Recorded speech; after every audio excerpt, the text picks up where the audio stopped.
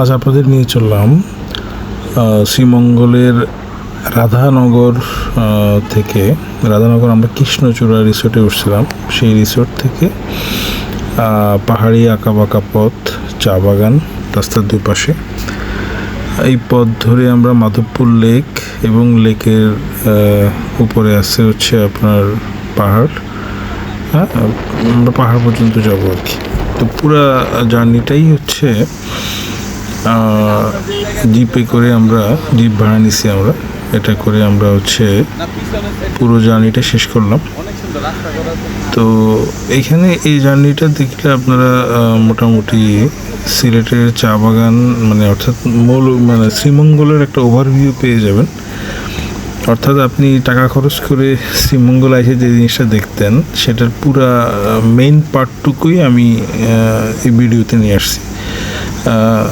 আমাদের রিসোর্টের ভিডিও বা আনুষঙ্গিক এগুলো কোনো কিছুই এখানে আনি না, জাস্ট হচ্ছে মূল জিনিসটাই নিয়ে আসছি, যেটা মানুষ দেখতে যায় শ্রীমঙ্গলে, মূল পার্টটাই নিয়ে আসছি। তবে এটা আসলে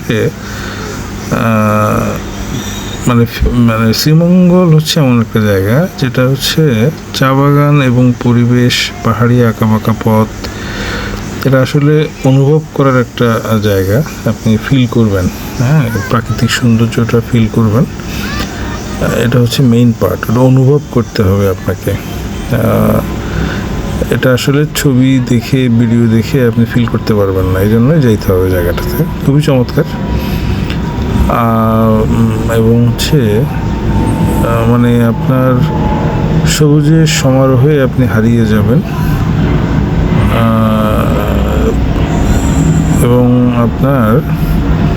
আমি রিসোর্ট সম্পর্কে বা আমাদের টোটাল জার্নিটা সম্পর্কে বিস্তারিত বলবো না, জাস্ট একটু শর্টকাটে বলি।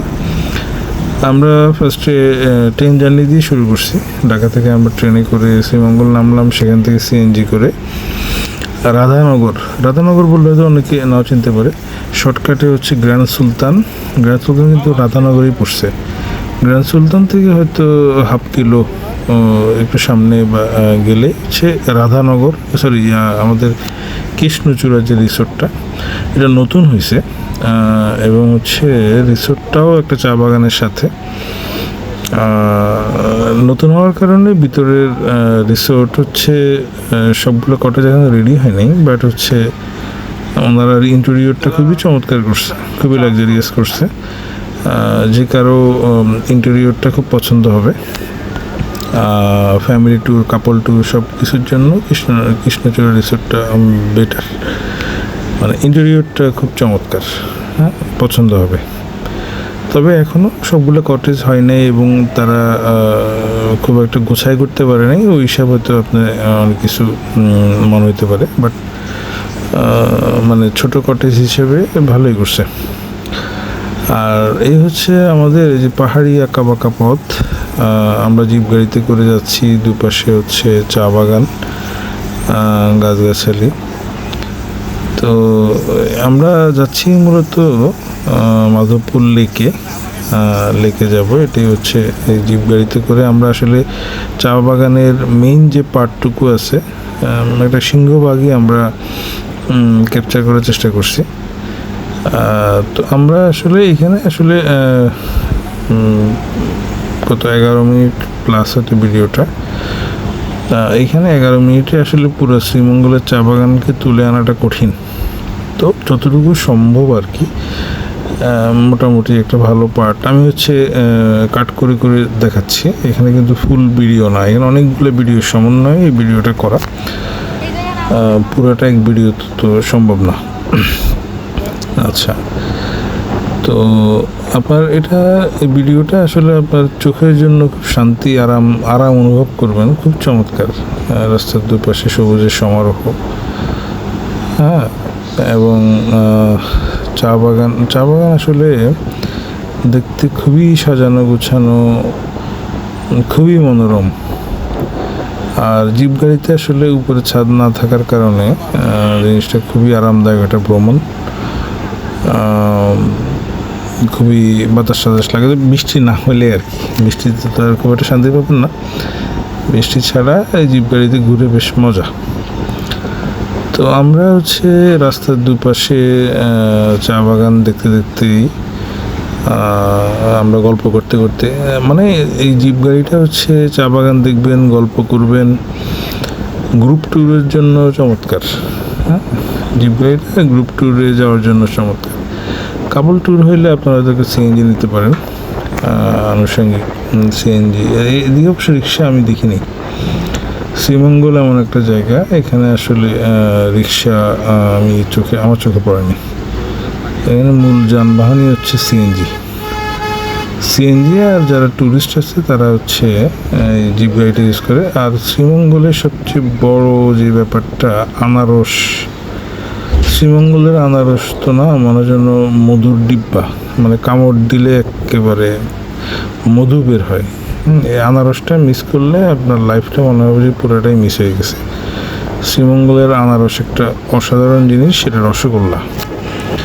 শ্রীমঙ্গলের আনারসকে আমি এক কথা যদি বলি তাহলে শ্রীমঙ্গলের রসগোল্লা হচ্ছে এই জিনিসটা। এটা মিস করলে আপনার পুরো জার্নিটাই মিস হয়ে যাবে।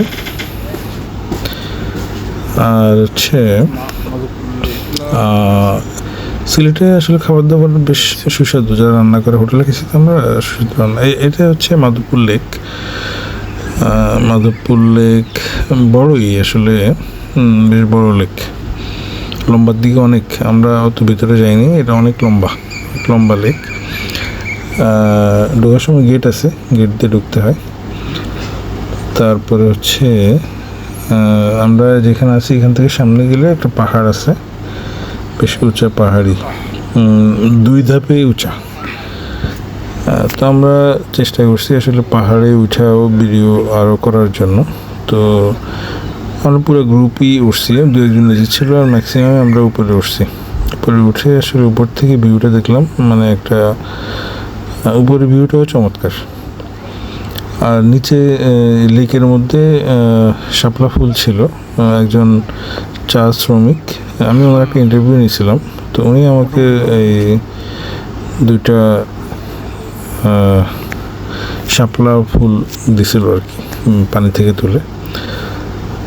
এই যে চা শ্রমিক, যে প্যান্ট পরা শার্ট পরা যে ভদ্রলোক কালো করে, আমার একটা ইন্টারভিউ আমি নিয়েছিলাম।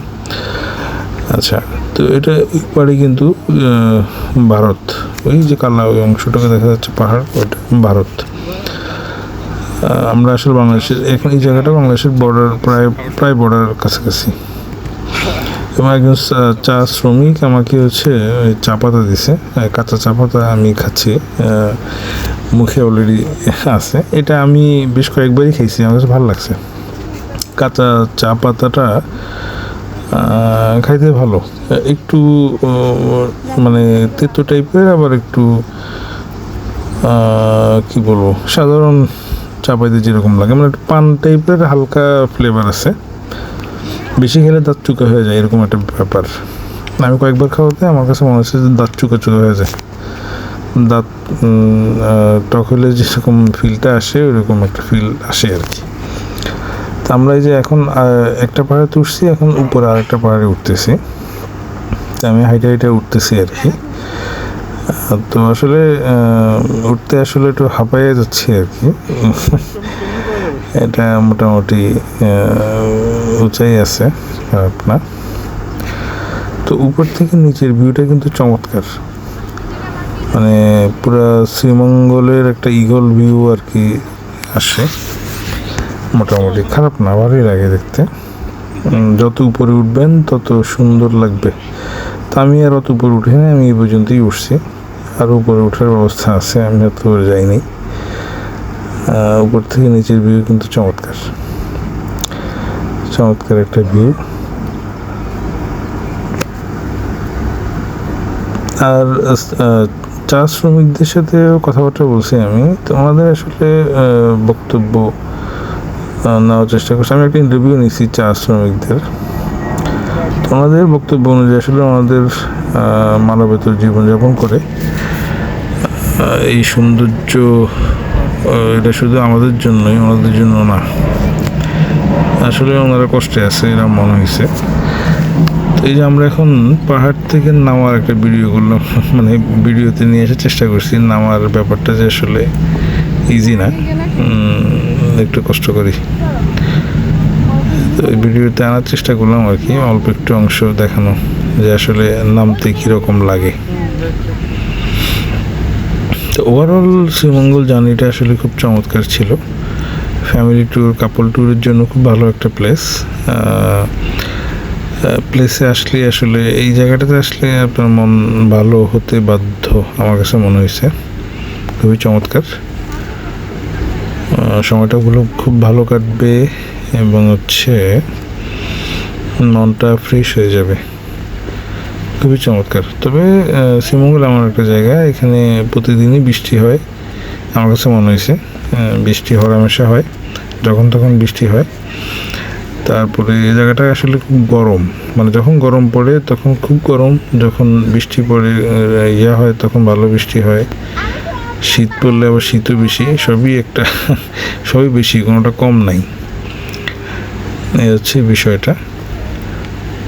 তো আমরা এই যে এখন পাহাড় থেকে নেমে যাচ্ছি, তারপরে আবার জিপ গাড়িতে করে আবার আমরা কৃষ্ণচূড়া রিসোর্টে যাব। আমরা অবশ্যই কৃষ্ণচূড়া রিসোর্টে একদিন ছিলাম, তারপরে আমরা পরের দিন ছিলাম হচ্ছে সুইচ ভ্যালি, শমশেরনগর। এর পরের দিন আমরা আবার আরেক জায়গায় ছিলাম। আমরা 3 দিন ছিলাম 3 জায়গায়। হ্যাঁ, এটা আমাদের উদ্দেশ্য ছিল আর কি, যে টাকা দিয়ে থাকবো এক জায়গায় কেন থাকবো, এক জায়গায় 2 দিন থাকা তো মানা হয় না। এই যে আমার ডান পাশে